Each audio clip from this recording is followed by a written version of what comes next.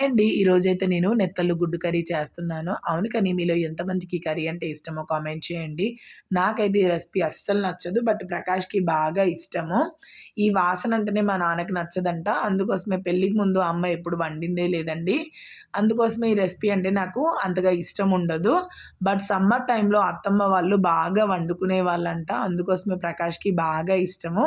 మా ఊర్లో సమ్మర్‌లో చేపలు పడతాం కదా! లాస్ట్‌గా వచ్చిన వాటిని ఇలా డ్రై చేసి కూడా పెట్టుకుంటామండి. అవును కానీ వీటిని మీ సైడ్ ఏమంటారో కామెంట్ చేయండి. మా సైడ్ వీటిని బుడ్డ బరకలని అంటారు. ఈ నెత్తళ్ళు అనే మాట నేను కొనే ఆమె దగ్గర విన్నానండి.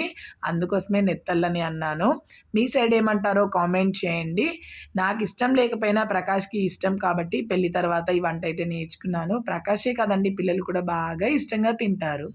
మా ప్రకాష్‌కి ఎంత బాగా నచ్చదో చూడండి. ఎట్లుంది ప్రకాష్? ఆహా!